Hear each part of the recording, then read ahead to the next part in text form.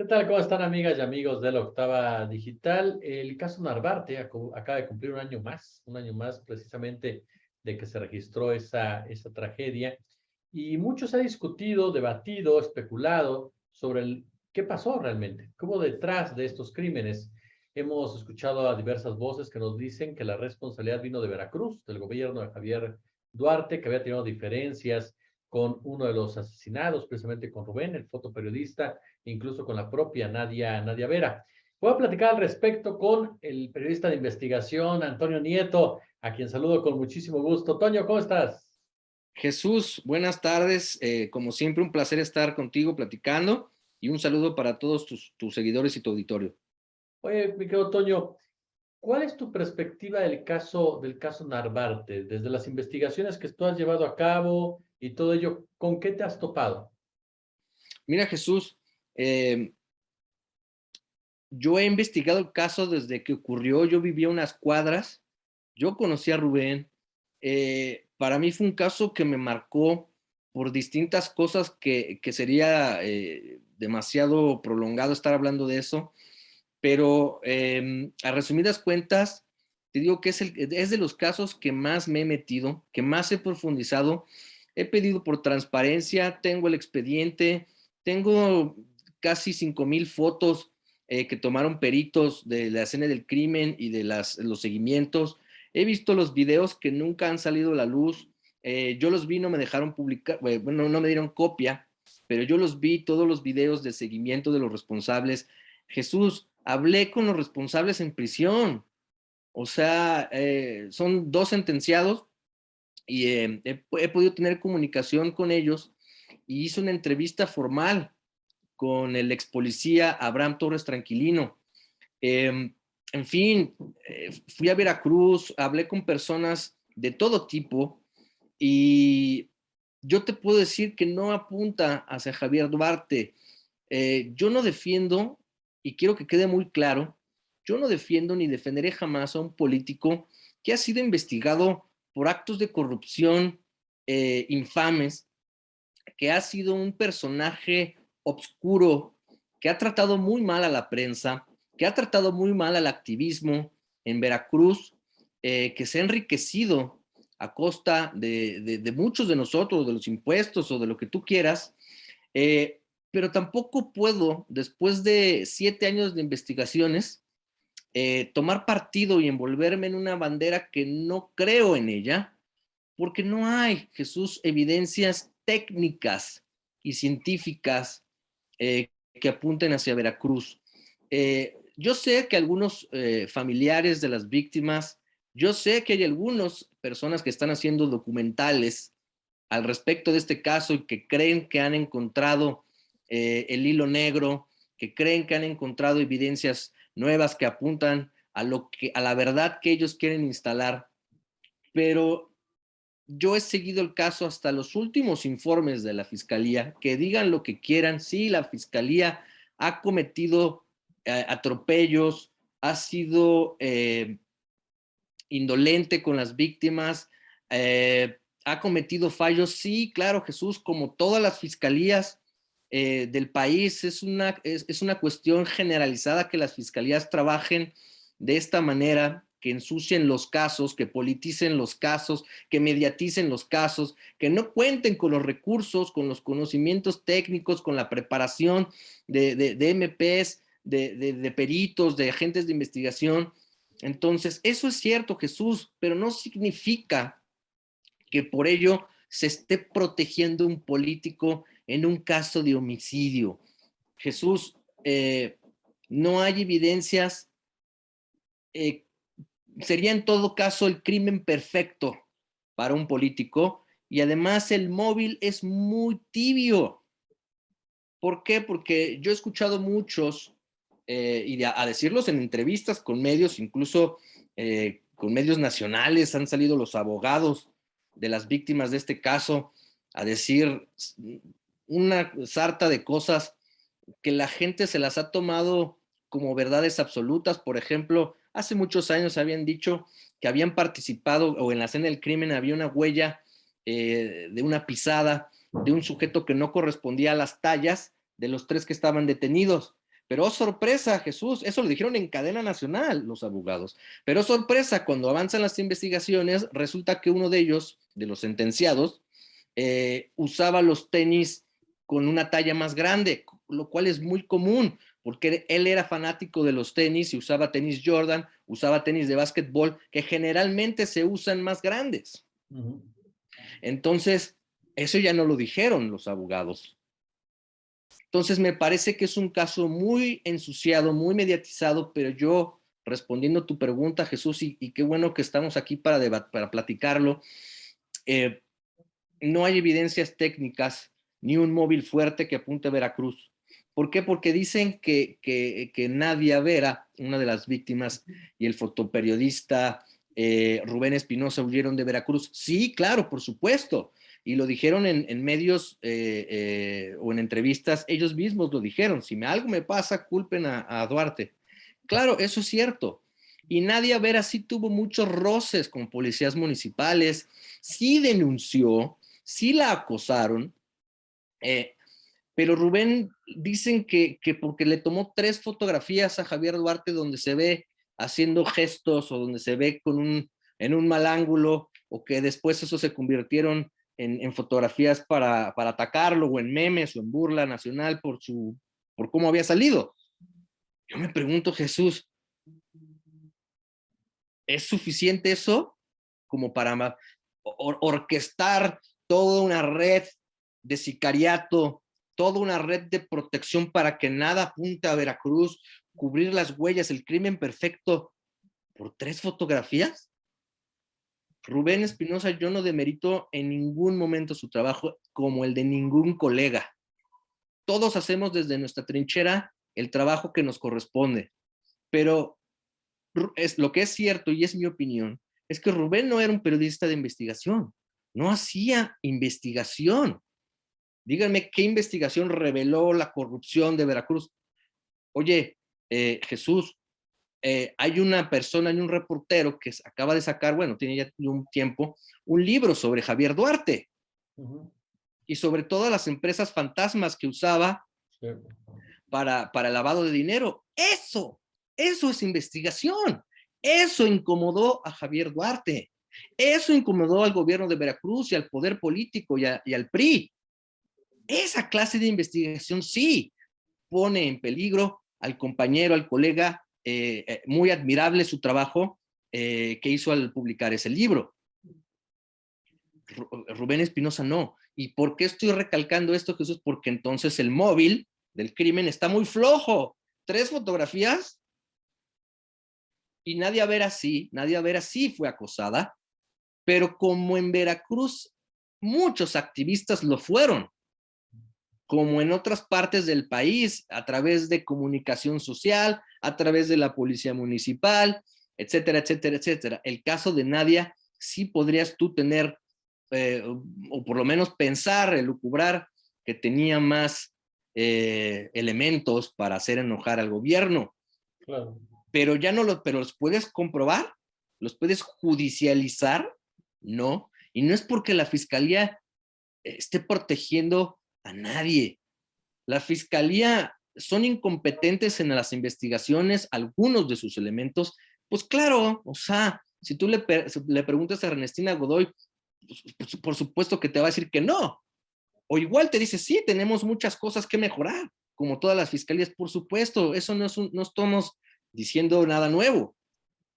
Pero de ahí a que una investigación tan relevante o que se volvió relevante por tratarse de activistas y periodistas se vuelva todo un elucubramiento, todo las personas que mueven los títeres detrás del telón y que cubren huellas de un político que está investigado por lavado de dinero o corrupción. Puta, pues yo que investigué el caso, que tengo el expediente, que hablé con los responsables, con víctimas, con familiares, y que estuve ahí desde el principio. Yo estuve en el lugar de los hechos desde el principio.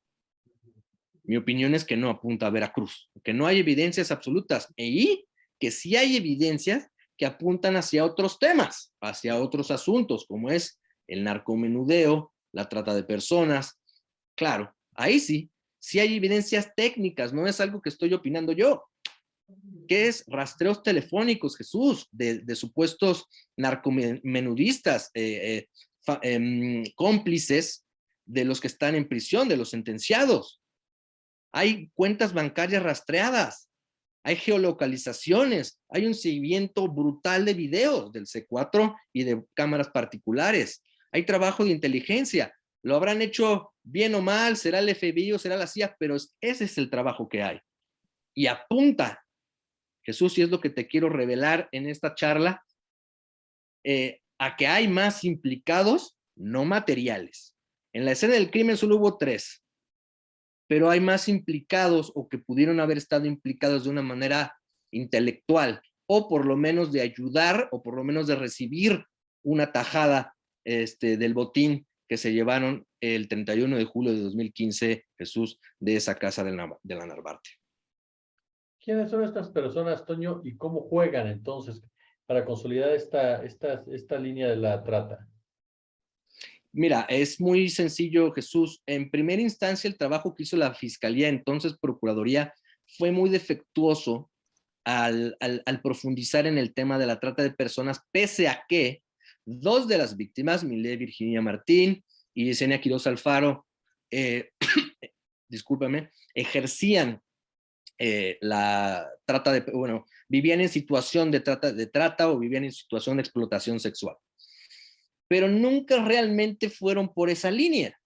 O sea, como para ver, pues, si alguien recibía dinero producto del sexo servicio que ellas brindaban, la droga que fue encontrada en su cuarto donde que ellas compartían, pues quién se las proporcionaba, si tienen algún tipo de deuda por esas drogas, o si alguien las estaba obligando a vender esas drogas a sus clientes o a otras personas. Esto nunca se hizo, eso es una de las torpezas o de las cosas que la fiscalía dejó de hacer, unas omisiones bárbaras que justamente pusieron el terreno fértil para que hubiera especulaciones. Pero posteriormente, Jesús, y yo tengo los informes que hicieron agentes de investigación y peritos en criminología y etcétera, posteriormente se quiso rectificar estas omisiones y se empezó a trabajar a marchas forzadas y se descubrió que había depósitos de las víctimas Milé, Virginia Martín y o Yesenia Quiroz Alfaro, es decir, en cualquiera de las dos, enviaban dinero a una persona que no es ni sus familiares, ni su pareja sentimental en todo caso, ni algún tipo de persona conocida, ¿no? Entonces se siguió el rastro de estos depósitos y eran de cantidades pues importantes, que pues bueno, son producto del trabajo que ellas hacían o del sexo servicio que brindaban o producto de las drogas que ofrecían, porque es indudable que se encontró en sus cuartos drogas, se encontró cocaína rosa, se encontraron metanfetaminas, marihuana en el coche, en el Mustang. Entonces se empezó a profundizar en esta versión y se llegó a una hipótesis que es que ellas sí daban dinero a una persona. Es decir, estaban en situación de explotación sexual, por decirlo de alguna manera, había alguien que las protegía o que las regenteaba, las jineteaba. Esto es importantísimo, Jesús. Había el novio, la pareja sentimental de Milé, Virginia Martín, la ciudadana de origen colombiano, la víctima, su novio era un clonador de tarjetas que había estado en prisión y encontraron fotografías del dinero que gastaban a manos llenas con bolsas, Louis Vuitton, viajes a Acapulco, a Cancún, todo con tarjetas robadas. Entonces tampoco esa línea se investigó en el 2015 y es algo que esta fiscalía empezó a hacer. Ahora sí que estaban tratando de rehacer el trabajo que la administración pasada dejó de hacer. Y encontraron pues que este círculo mafioso pues era un poquito más amplio a partir del novio de la colombiana. Había otras personas que robaban a cuentavientes. Había otras personas que vendían, por ejemplo, Rolex falsos a narcomenudistas. O sea, digamos, el círculo del novio de Milé Virginia Martín y el de ella misma, pues era de este tipo de sujetos y de sospechosos. Entonces, vaya, ya las líneas se están abriendo, ¿no? Si a final de cuentas entraron 3 sujetos, las asesinaron y se robaron algo de la casa, pues te da a entender que el contexto en el que estaban las víctimas, ellas dos, Yesenia y Milé, las otras, Rubén, Nadia y la persona que les ayudaba en la limpieza, no tenían nada que ver en ningún tipo de cosa delictiva, nada, pero vivían ahí.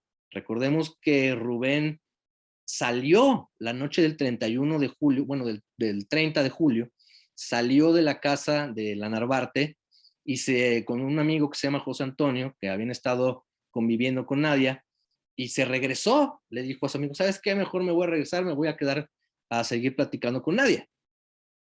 Entonces, esta es una cosa circunstancial lo que hizo que Rubén estuviese ahí, porque él ya se iba y nadie lo siguió, no, yo ya estaba por abordar el Metrobús.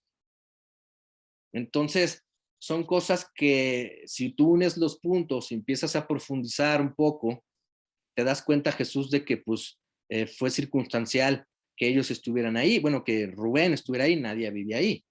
Entonces, y ahorita te platico un poco de lo que me comentaron los sentenciados, que también es muy revelador. ¿Qué te dijeron, mi querido Toño?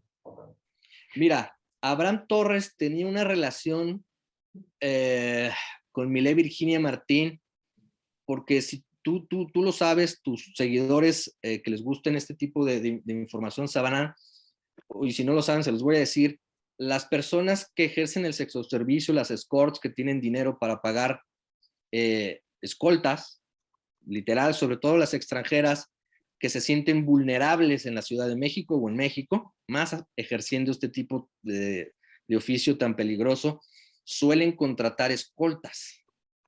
Y a veces pues no los conocen muy bien pues porque ellas son extranjeras y han tratado de hacer pues amigos o conexiones aquí.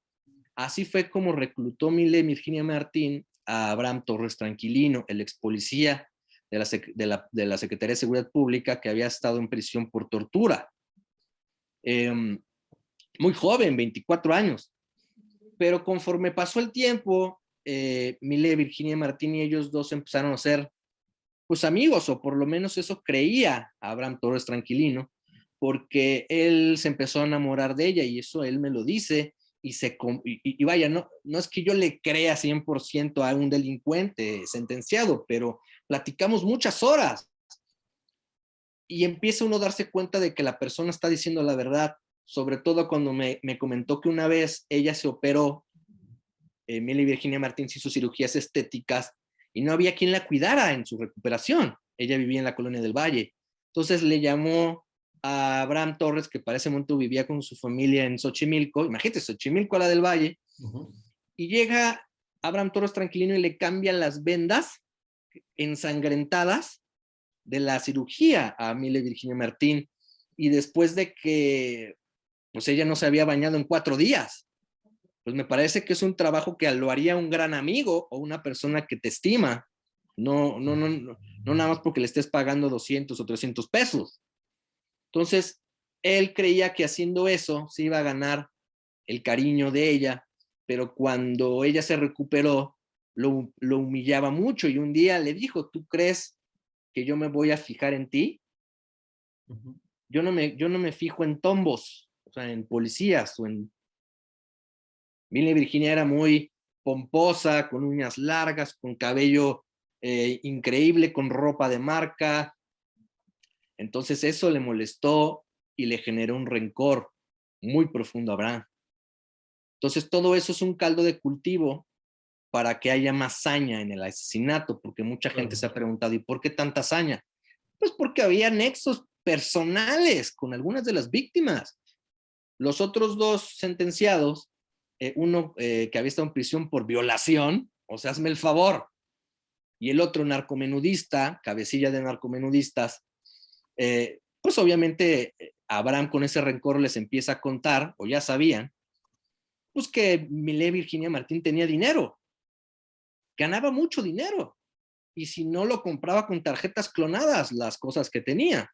Entonces tenía cosas de valor en su departamento. Yo no creo que este haya sido el móvil, pero sí influye y es lo que me comentó Abraham, pues para que de pronto, pues digas, pues esa mujer ni te pela, cabrón, te humilla, para ella no eres nada, eres un empleado, pues volteásela, ¿no? Que no vale nada ella, a fin de cuentas es una tal por cual.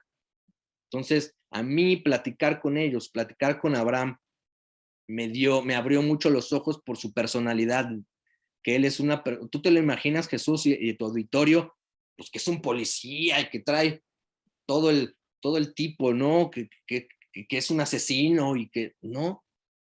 Abraham es una persona sumamente influenciable, es una persona que no sabía o se perdía en sus propios pensamientos de sí mismo, que lo hacían dudar entre si lo que estaba haciendo estaba bien o mal. No es un loco porque sí distingue entre el bien y el mal, pero a veces no está tan seguro, pues, de que si lo que está haciendo es importante o que le va a causar repercusión en su vida o no. Se deja influenciar, no tiene una figura paterna porque no lo tenía y empezó a reflejarla o proyectarla en otro de los sentenciados, en Omar. Se hicieron el mismo tatuaje, Jesús, en prisión. Claro. El mismo tatuaje de un pescó y lo tiene Omar y se lo copió Abraham. ¿Qué te dice eso? Abraham es mucho más grande de edad. Son esas cosas que tú, si me escuchas, si me escucha tu auditorio, pues es que yo tengo muchos años viviendo, investigando el caso y sé estos detalles que me hacen pensar que fue un asunto personal, que fue un asunto de narcomenudeo, que fue un asunto de robo, de trata, de pasión, de todo eso conjuntado. No tiene nada que ver con la política ni con las 3 fotos que tomó Rubén Espinosa. Buenas fotos, por cierto, pero que no representan una investigación. Claro. Que ponga en jaque al gobierno de Veracruz. Claro. Mi querido Toño Nieto, yo como siempre te agradezco muchísimo tu generosidad con la octava y compartir tus investigaciones. Gracias, Jesús. Estamos en contacto. Un abrazo muy fuerte.